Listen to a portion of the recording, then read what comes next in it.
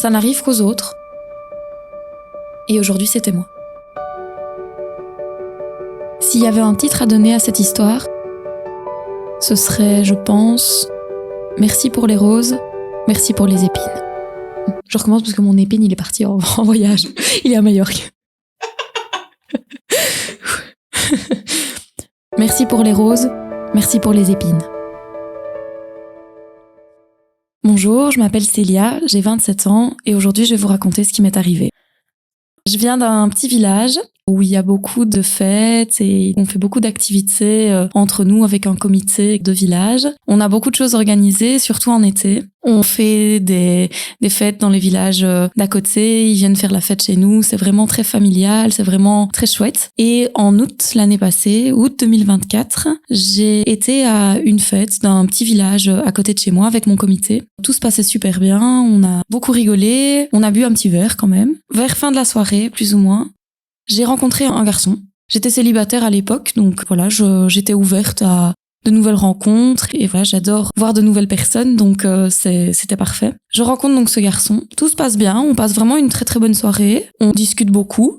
Le lendemain, moi j'y retourne parce que je servais dans le bar de ce village-là. On se rendait service entre nous, il y avait de la bonne musique, c'était vraiment chouette, on s'amusait bien. Et puis, le garçon est revenu. Il vient me trouver, je finis mon service et on passe la fin de la soirée ensemble, on discute, on apprend à se connaître. Tout se passe bien. On décide de rentrer ensemble, on rentre ensemble, on passe le reste de la soirée et de la nuit ensemble. Et le lendemain matin, on se réveille et puis il s'en va. On en reste là pour le moment. On s'ajoute quand même sur les réseaux. On commence à discuter, on parle de éventuellement se revoir, mais moi je suis vraiment pas dans une optique de commencer quelque chose, de démarrer avec quelqu'un une histoire. On se voit de temps en temps, mais vraiment sans plus. Juste on se voit et on profite. On ne s'était rien promis, lui et moi, on a vraiment profité tous les deux ensemble. Et puis un jour, je l'invite à la maison. C'était en semaine, donc lui il travaillait le lendemain, moi aussi, mais plus tard que lui, il commençait tôt sa journée en général. Il vient à la maison, on passe toute la soirée ensemble, tout se passe bien. Le lendemain matin, son réveil sonne. Je pense qu'il devait être 4 ou 5 heures du matin, donc c'est quand même assez tôt. Moi, je me lève beaucoup plus tard d'habitude. Et là, il s'approche de moi. Il se met tout contre et il essaye de commencer quelque chose. Je le repousse parce que c'est beaucoup trop tôt pour moi. J'étais fatiguée, on avait été dormir tard le jour avant et j'avais simplement juste pas envie, en fait. Il réinsiste une deuxième fois. Je le repousse encore. Et à la troisième, je me dis, ouais, c'est bon. Il a insisté 2 fois, 3 fois. Ok, c'est bon. Il se passe ce qui se passe. Mais j'en avais pas du tout envie. Dès qu'il a terminé tout ça, il se lève et il part. Comme un voleur. C'est vraiment le sentiment que j'ai eu. Moi, j'étais toujours... j'essaye de me rendormir, mais je me sentais un peu mal. Donc je finis ma petite nuit et puis je me dis, je verrai plus tard. Évidemment, ça n'a pas du tout été une nuit de tout repos, étant donné que ça me travaillait beaucoup l'esprit. Vers 8 heures, je pense, un peu avant, je me réveille pour aller travailler. Et je me sentais toujours pas ok. C'était très compliqué pour moi d'être dans ma journée. J'étais pas du tout à l'aise avec ce qui s'était passé le matin. Et je me suis dit, ok, moi j'ai plus trop envie de voir cette personne. Quelques jours passent, lui essaye de me contacter, il m'envoie des messages. Et voilà, moi je réponds pas spécialement. J'ai plus envie. On s'était rien promis, donc pour moi c'était ok si je lui répondais pas, surtout avec ce qui venait de se passer. Quelques jours plus tard, il insiste un peu, il m'appelle et il me dit je suis vraiment désolée pour ce qui s'est passé. Je me rends compte que c'était pas du tout quelque chose correct et vraiment je m'en excuse. Je sais pas ce qui m'a pris, c'est vraiment pas mon genre de faire des choses comme ça. Donc voilà, je tenais à m'excuser, je suis vraiment désolée pour ce qui s'est passé. Donc je me suis dit c'est bien, il s'en rend compte, il revient vers moi, il s'excuse. Je me dis, c'est au final peut-être quelqu'un de bien, ça arrive à tout le monde de faire des erreurs, ça arrive à tout le monde d'avoir des moments pas corrects.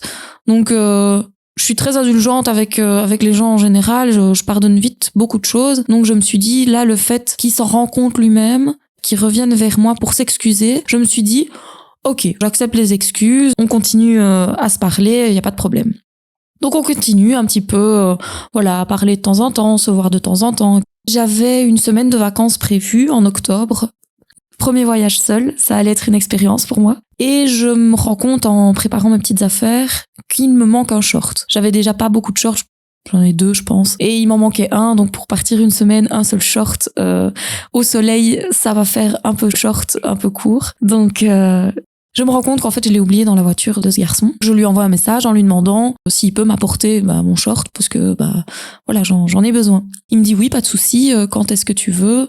Je partais un mercredi et je lui dis mardi, si tu sais me l'apporter le soir, comme ça, je finis ma valise et je suis bon. Oui, pas de souci, sans problème, je t'apporte ça. Il arrive le mardi soir avec des pizzas. Moi, je voyais plus la soirée. Il m'apporte le short, je le remercie, il s'en va. Et je finis ma valise tranquillement à mon aise. Je fais mes petites affaires et j'avais envie d'être bien sûr que j'aille tous mes trucs faits. Parce que partir toute seule, ça veut aussi dire si tu oublies un truc, tu peux pas te reposer sur quelqu'un d'autre pour l'avoir. Donc voilà. Il arrive avec des pizzas. Je lui avais pas du tout demandé, donc ok, on peut manger ensemble, donc on mange. Et puis je veux finir ma valise. Et pour lui faire comprendre, parce que j'ai un défaut, j'en ai plusieurs, mais un de mes défauts, c'est ne pas vouloir vexer les gens ou déranger. Donc pour moi, le fait de lui dire ok, super, merci, c'est gentil, tu m'as apporté des pizzas, tu m'as apporté mon shirt, c'est ciao. Je suis pas du tout à l'aise avec ça, donc j'essaye de lui faire comprendre autrement que dans lui disant directement. J'aurais peut-être dû. Je le fais exprès de prendre beaucoup de temps pour faire ma valise, de revérifier 350 fois pour être sûr que j'ai tout, alors que j'avais déjà fait cette vérification avant, pour lui faire comprendre que je suis occupée et qu'il doit partir. Chose qu'il ne fait pas. Et à un moment donné, vers, je pense, 2h du matin, j'étais vraiment fatiguée. Et donc, je pouvais pas faire traîner la chose plus que ça. Je lui ai dit, bon, moi, je vais aller dormir. Il a dit, ok, ça va. On monte alors. On monte. De nouveau, j'ai pas osé lui dire non, je monte, toi tu t'en vas. Ok, ça va, on monte ensemble. On a juste dormi, il s'est rien passé spécialement. 4h du matin, de nouveau 4-5 heures du matin. Son réveil sonne. Et moi, mon vol était début d'après-midi, donc j'avais un peu le temps. Et lui, forcément, il se levait tôt. Et là, de nouveau, son réveil sonne, il se réveille. Moi, j'étais super, super, super fatiguée. Même comportement. Il revient vers moi. Il s'avance, il se colle un petit peu et je le repousse, je lui dis non, je suis fatiguée. Et rien à faire, il recommence. Et là, cette fois-là, j'ai rien fait. J'ai même pas bougé, je me suis littéralement laissé faire. Il a fait son truc et de nouveau, il s'est levé et il est parti comme un voleur. Sauf que là, je bougeais pas. Et là, je me suis vraiment sentie très mal. Je me suis sentie salie, je me suis sentie super mal dans ma peau. Enfin, c'était vraiment pas agréable du tout. Et je me suis fait la promesse que c'est terminé. Moi, ce garçon-là, je ne veux plus le voir. C'est plus possible pour moi. Je ne saurais pas continuer. À la suite de tout ça, moi, je ne voulais donc plus du tout de contact avec lui. C'était terminé. Et lui, par contre, en avait décidé autrement. Ça a commencé par des lettres qu'il a mis dans ma boîte aux lettres. Un jour, ma maman m'appelle et me dit « Oui, Célia, t'as reçu une lettre écrite à la main. » Je lui ai demandé de ne surtout pas l'ouvrir. Je suis rentrée chez moi le soir même et j'ai regardé cette lettre. C'était une lettre où il déclarait un peu sa flamme, il déclarait son amour, comme quoi il ne voulait pas me perdre, il voulait aller plus loin avec moi et qu'il voulait s'excuser pour tout ce qu'il avait fait. Mais pour moi, c'était beaucoup trop. Je lui ai demandé de ne plus m'envoyer de lettres parce que ma maman, forcément, se demande un petit peu ce que c'est. Et moi, j'avais pas spécialement envie de lui raconter ça, ce qui s'était passé.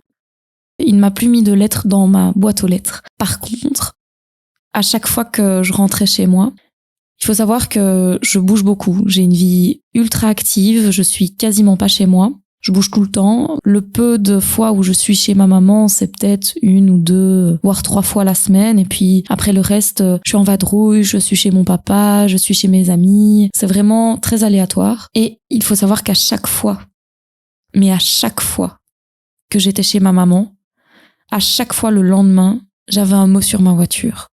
À chaque fois que j'allais courir, il était là. Je ne vais jamais courir 2 fois le même jour de la semaine, jamais 2 fois à la même heure.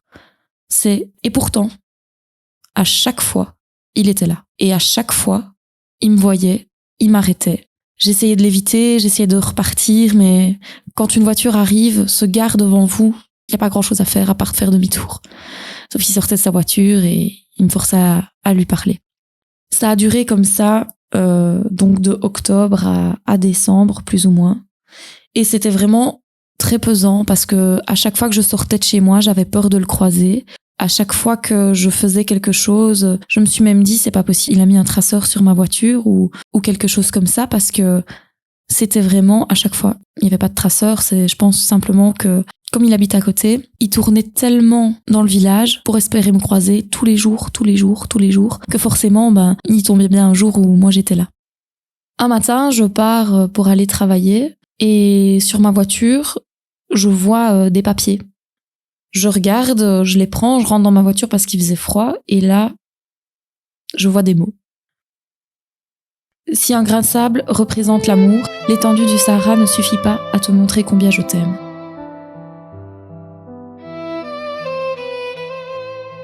Ça a duré de octobre à décembre et c'était vraiment pesant. J'en ai parlé à mes amies, elles m'ont dit d'aller porter plainte parce que c'était pas normal qu'il ait ce comportement. Et moi, j'osais pas parce que, pas que j'avais peur de lui, absolument pas. Je me suis dit, c'est peut-être gros, ça peut gâcher peut-être sa vie. En fait, je pensais encore à son bien-être, entre guillemets, et à ne pas le déranger dans sa vie, alors que lui, il faisait des choses pas correctes du tout. Le 26 décembre 2024, j'étais avec mon frère en train de me promener dans le village. Il a un chien, donc on va souvent, lui et moi, se faire des petites balades. Et on était en train de promener le chien et une voiture nous dépasse, ne nous frôle pas, mais passe quand même proche, à toute vitesse. J'ai pas fait attention à la plaque tout de suite, mais j'ai clairement reconnu le modèle de sa voiture. Et là, je me suis dit, il passe encore, il fait encore des tours, c'est toujours là. De octobre, on est en décembre. On ramène le chien chez mon frère, et puis il devait passer à la maison. On devait faire quelque chose tous les deux. Non, ça fait ça comme ça. Mon frère devait passer à la maison, donc on ramène le chien chez lui, et puis on va chez ma maman. On rentre tous les deux dans la maison, et puis, quelques minutes plus tard, j'entends sonner. Alors il devait être plus ou moins 16h, en pleine journée. C'était les vacances de Noël, donc moi je ne travaillais pas, mon frère non plus. Mais par contre, l'entreprise qui a en bas de chez moi, elle travaille. Et souvent, ils confondent ma sonnette avec celle de l'entreprise. Moi, dès qu'on sonne chez moi, je vais toujours ouvrir et je les renseigne. Donc il est 16h, on sonne chez moi, forcément je vais ouvrir. En fait, c'était lui. Il a essayé de rentrer. J'ai bloqué la porte, il a mis son bras pour pouvoir rentrer. J'ai donné un coup le plus fort possible. J'ai vraiment, de toutes mes forces, essayé de claquer la porte. Et j'ai réussi. C'est une porte qu'on peut pas ouvrir de l'extérieur une fois qu'elle est fermée, donc j'avais juste à la clapper. J'ai réussi à fermer la porte. Après ça, il a commencé à taper et à taper sur la porte pour que je le laisse rentrer, pour que je lui ouvre, qu'on parle. Mon frère était là. Il est venu voir au-dessus de l'escalier ce qui se passait. J'ai bien été obligée de lui expliquer en 2 mots ce qui s'était passé. Il a été voir à la fenêtre et le gars est parti. Il s'est rien passé ce jour-là. Mais j'ai eu vraiment très très peur parce qu'il a clairement essayé de rentrer chez moi et ça dépasse tout ce qu'il avait fait jusqu'à présent. J'ai appelé mes copines et j'ai été passer la soirée chez une d'entre elles parce que je voulais pas rester toute seule chez moi. Mon frère, lui, avait un souper, donc il savait pas rester et je voulais pas rester toute seule. Je suis quand même rentrée dormir chez moi parce que le lendemain, donc le 27 décembre, on partait, mon frère et moi, pour un petit week-end tous les deux à Paris. Il fallait quand même que je rentre chez moi pour préparer mon sac. Je comptais le faire la soirée. Ça a un peu changé les plans. Donc je suis rentrée chez moi à toute vitesse. J'étais pas à l'aise du tout. Je suis restée au téléphone avec une copine tout le long pour être sûre que si jamais il se passait quoi que ce soit, si jamais il était là, Donc je rentre chez moi. Et le lendemain, on partait tôt. J'allais plus être chez moi pendant 3 jours. On partait avec ma voiture. Donc ça, c'était le 27 décembre, vendredi 27 décembre. Le dimanche 29, on rentre assez tard, 22h, quelque chose comme ça. Et donc je ramène mon frère chez lui. Je rentre chez moi, je défais mon sac, je me fais un petit truc à manger, un petit plateau repas, et je me pose. Je crois 3 minutes, même pas après que je me sois posée, donc plus ou moins une demi-heure, même pas après que je sois rentrée, on sonne de nouveau à ma porte. Je regarde par la fenêtre, je fais pas la même erreur, parce que déjà on est dimanche, il est 22h, donc je vais moins facilement ouvrir la porte. Et avec ce qui s'était passé quelques jours avant, je préférais regarder par la fenêtre. Donc je regarde et je vois que c'est lui. Encore. Il me fait signe comme quoi il veut me parler. Je coupe la lumière de mon téléphone, je coupe la lumière de chez moi et je reste à la fenêtre discrètement pour voir s'il part. Il reste quelques minutes en bas et puis il redémarre et il part en trombe. En faisant déraper les graviers en face. Je me remets 2 minutes de mes émotions. J'envoie un message à mon frère pour lui dire. Il avait une soirée avec des amis, donc il ne savait pas venir. Mais je lui envoie quand même un message et il m'a dit si vraiment t'as besoin, je viens. Et je lui ai dit que non, ça irait. Je lui ai pas ouvert la porte, il s'est pas rentré dans l'appartement si moi je ne lui ouvre pas. Donc il y a pas de problème, ça doit aller. Et puis là, il m'envoie, je pense, une dizaine de vocaux. Écoute Célia, si j'étais encore là ce soir pour discuter avec toi, c'était pour te dire à quel point j'étais un gros fils de pute, un gros connard. Oui, je respecte pas ce que je dis. Oui, je t'ai fait du mal. Je t'ai créé des peurs, des angoisses par rapport à tout ça. J'en suis sincèrement désolé. Tu peux dire que je suis un fils de pute, un harceleur, tout ce que tu veux. Mais je te demandais juste 2 minutes de ton temps. 2 minutes. Juste 2 minutes. Parce que je sais très bien ce qui s'est passé entre nous. Il y a eu de l'amour. Moi, je voulais juste apaiser les choses. Pas une dernière fois, mais apaiser les choses, simplement. T'as fait des conneries, j'ai fait des conneries. Qui t'ont fait du mal, qui me font du mal, parce que je suis un teubé. Ta décision est prise, pas de souci. Et si tu veux porter plainte et tout ça, franchement, ça sert plus à rien, parce que je viendrai plus jamais t'embêter, plus jamais te voir, plus jamais te parler, plus jamais. Au revoir. Merci pour les roses, merci pour les épines, et merci pour tout ce que tu m'as fait vivre. J'ai écouté tous les vocaux, et à la toute fin, j'ai juste envoyé un message. Je lui ai dit, si tu traînes encore une seule fois devant chez moi, j'appelle la police. Est-ce que c'est assez clair? Et puis je l'ai bloqué de partout. Ça, c'était le 29 décembre. Plus de nouvelles de lui. Après ça, j'ai plus de contacts, il m'a plus envoyé de messages. Je suis plus spécialement sortie dans le village, j'ai plus été courir non plus parce que j'avais peur de le croiser. Et en date du 26 janvier 2025, je vais à une soirée proche de mon village avec des amis. Tout se passe bien, on passe notre soirée tranquille, on fait notre petite vie. Je suis vraiment contente d'être là. Et là, je le vois arriver. J'avais vu en fait sur l'entrée de la soirée et je le vois arriver au loin. Je commence à paniquer, mon cœur s'emballe un peu parce que je l'avais plus revu, plus recroisé, j'avais plus de contact et ça m'allait très bien. Mais forcément, ça devait arriver, on vient de la même région, donc c'était sûr que ça allait arriver un moment. Donc je le vois arriver au loin, je préviens mes amis en disant « c'est lui, il est là ». Il vient se mettre à 2 mètres, 2,50 m de nous. Il était lui avec un ami et ils n'arrêtent pas de regarder vers nous, ils discutent entre eux, ils font des messes basses. Moi, je lui tournais le dos parce que je voulais pas avoir de contact avec lui, donc je lui tournais le dos. Mais mes amis me disaient « ouais, il regarde vers ici, il parle de toi, etc. » Enfin, c'était, encore une fois, très oppressant. Il reste, je pense, 20 minutes. Après les 20 minutes, ils s'en vont et en passant derrière moi, il m'agrippe le bras parce qu'il voulait me parler. Je fais un mouvement de bras pour me dégager de lui et j'avance, l'air de dire « je ne veux pas te parler, trace ton chemin, ne me regarde pas, ne me parle pas ». Il s'avance et il reprend mon bras une deuxième fois. J'ai vraiment donné un gros coup cette fois pour qu'il me laisse et j'ai regardé mon ami et je lui ai dit « fais quelque chose ». Je me sentais vraiment pas bien, pas du tout en sécurité et donc mon ami est venu à la rescousse et il l'a pris à part et il lui a dit de partir et de me laisser tranquille. J'avais vraiment l'impression d'être une petite souris dans un coin et d'être coincée. Vraiment de n'avoir aucun échappatoire. J'avais vraiment l'impression d'être dans un piège. Mon ami lui a parlé, je pense, 10 secondes et puis il est parti. Depuis le 26 janvier, je n'ai plus eu de contact avec lui. Il ne m'a plus reparlé. Ça s'est terminé là.